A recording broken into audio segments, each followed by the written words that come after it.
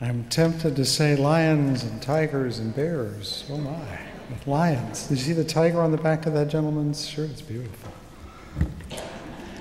Yes, thank you. Oh, we are rich in ways we could not anticipate today. Thank you so much. Wow. And there's more to come. Of course, because it's Chinese New Year, I'm thinking of that famous Chinese curse, or at least it's supposed to be the one that goes, "May you live in interesting times." Because interesting times are turbulent times, and we certainly are having a turbulent month. The snows that have piled up on the East Coast, where they're not as used to them as we are, and the floods that have piled up in Brazil and in Australia, where they're not used to them, and the flooding of human emotions in Tunisia and Egypt. These all still seem far away, but as we now know, we are a global village, that there are people in our world, this world right here, that are being affected by the turbulence in Egypt. I have friends who have family there. Perhaps you know others, or perhaps people in Australia or people in Brazil. And in the midst of all this, the ordinary challenges of life and death are ever present.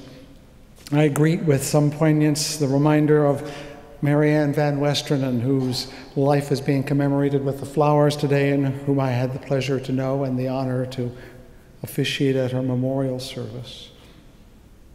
I also know that a member lost a father this week, and I have him in my thoughts, and that someone else is facing the long end of a long dance with cancer. I also know that there are infants waiting to make their appearance. And so we are here again, week to week, for hope and strength, which I ask for every week when I say, "May these words of my heart and the meditations of my mouth be found true in thy sight, O thou who art my rock and my Redeemer."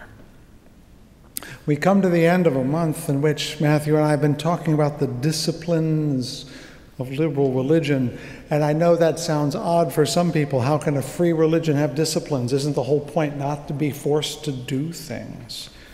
But the same way a free country has requirements, that ours requires us to take responsibility by voting and serving on juries and paying taxes and sometimes to defend it, liberal religion needs 4 things for it to be vital and vigorous, collectively and personally. We've heard of worship and study and service, and the first 3 are fairly self-evident. To become free in mind, we must study. To grow our souls in understanding and depth, we should worship. And service is what we do when we take those freer minds, those larger hearts, out into the world to make it a better place. But there's a 4th one, and this one is about that one, and it's sacrifice. And that's much harder to understand, especially for religious liberals, because we so often link it to the idea of paying for sins or submission to authority. Even in non-religious environments, we use sacrifice to justify oppressing women and sending soldiers to meet their deaths. Of course, if you want to talk about sacrifice, the latest controversy, speaking of Chinese New Year, is the so-called tiger mother syndrome. Have you been reading about that? Interesting. With such a reputation, then how can sacrifice as a notion be of any use to us as religious liberals who are free of the yoke of coercion? Well, I'm here to say that sacrifice has been distorted and abused. There's nothing wrong with it. It's the way it's been used and abused. And because of that, I think we who are often in flight from the abuses of religion have avoided it as though it could only be a bad thing. And as a result, I think we are actually weaker than we could be as a church and perhaps as a movement. So I'm going to try to redeem sacrifice a little for you and for me. I want to start with the word itself, which, if you remember, I've said is created from 2 words, sakros, which means holy, and fecit, which means to make. So sacrifice makes something holy. And of course, we know how in ancient cultures one would bring a bull or a ram or grain offerings to an ancient temple, and they would be incinerated and go up as a sweet savor to the gods, and that would make it holy, etc. But I want to call attention not to that part. I want to call attention to that social sin that Mohandas Gandhi called worship without sacrifice.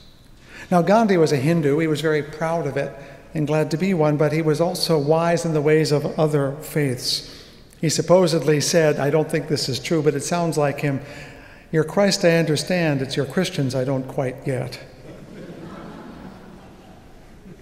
But I imagine he was familiar with the Jewish prophets being in a colonial environment, like Micah, the man we heard from earlier, and those famous words that remind us that God is not looking for us to come up with rams or oils or even the fruit of our body to pay for our sins.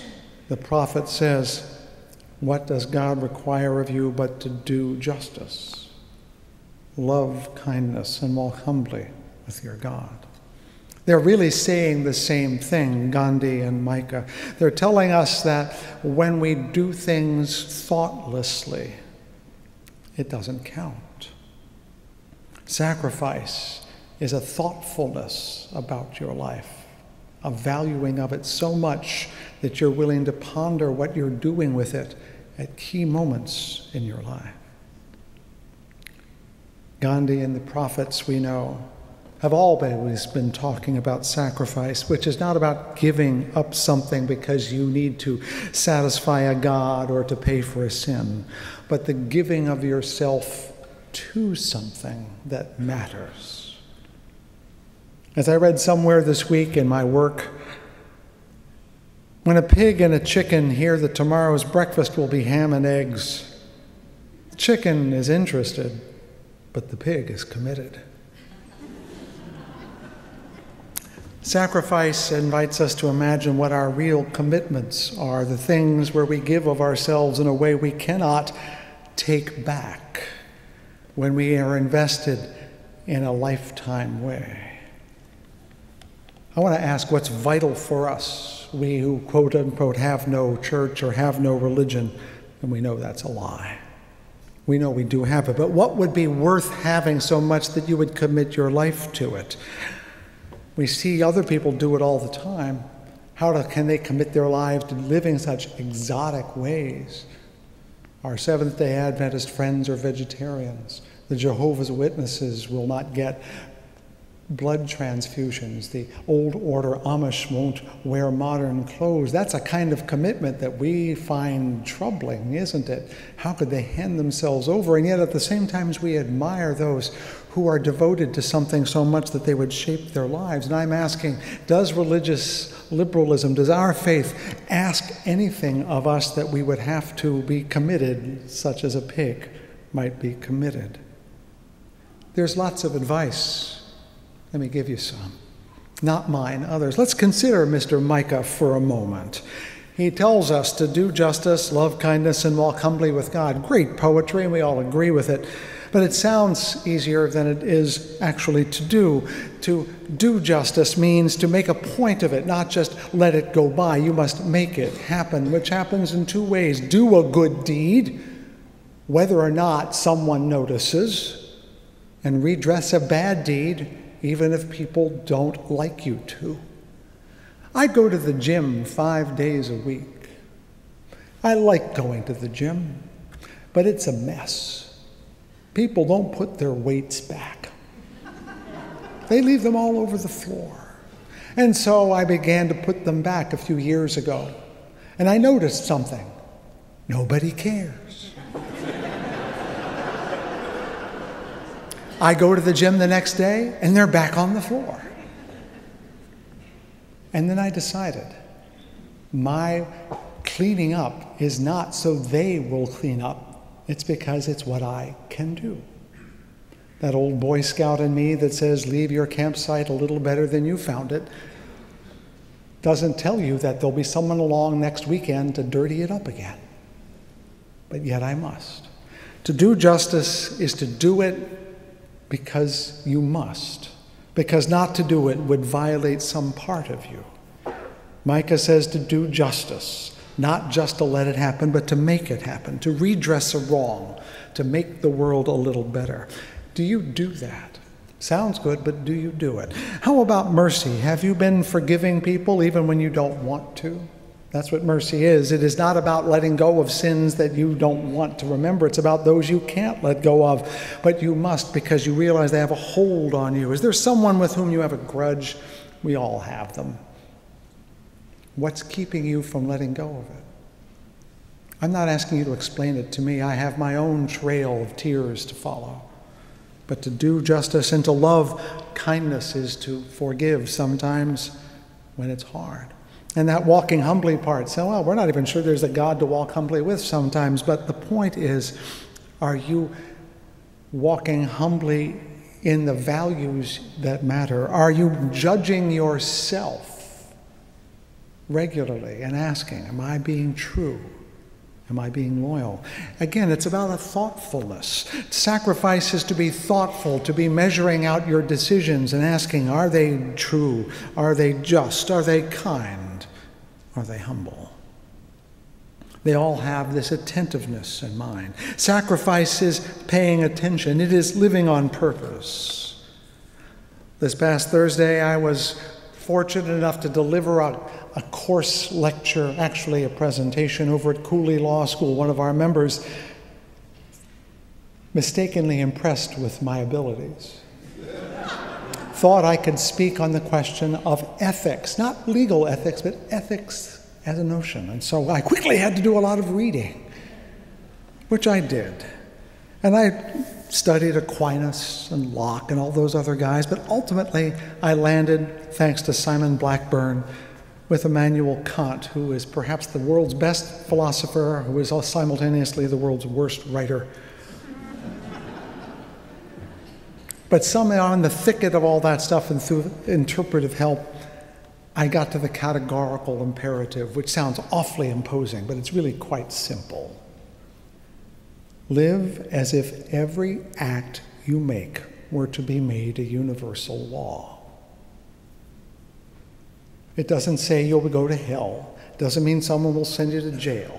But act only on the principle that everything you do should be done by everyone else. Now there's an attentiveness that is sacrificial, isn't it? Because you're holding yourself now to account that will keep you from doing everything you might want to do, thinking, well, if I do it, what if everyone did it? And would the world be a healthier place? There is where sacrifice begins to get real. He goes on, Mr. Kant, and said, also, remember this corollary, that in all relations with other people, that we should treat them not merely as means, but always as ends in themselves. How often have we used the person in our way, the driver in the other car, the woman at the checkout counter, the people at the other end of the phone when we're phoning in our orders, as means to what we want and forget there is another living, breathing human who is deserving of the same care that we want ourselves? How often do we objectify people either personally or socially? People who know that they have been turned into means rather than ends will tell you quite quickly how painful that is. So here we are at the notion of sacrifice as guiding our lives by this notion that we should never do anything that we wouldn't want done to us. It sounds a lot like the golden rule, doesn't it? But now we expect that whatever we do, we should expect to come back at us, even if that means I'm the only one that picks up the barbells every day. When we do these things, we probably don't have as much fun as we might have had. We might find it more costly, and that's where we feel the sacrifice part. But we do it anyway, and we do it for something that matters more than the cost. The sacrifice, you see, is not in the giving up, but in the putting of our lives on the line for what matters and makes us real and good. We make our principles real by living them, and when we do, as I've told you many times, we become incarnations. In the Christian theology, one says that Jesus became flesh, was the Word of God, abstractly turned into a real person. But I'm saying you can do that, and you should and you ought to turn these things that we think are very powerful and good and turn them into acts, incarnate, become little bits of Christ yourself. Yes, we end up giving something up, a little freedom here and there, a little pleasure over there, perhaps some money, sometimes some dignity, but because we know that it is incarnating something magnificent.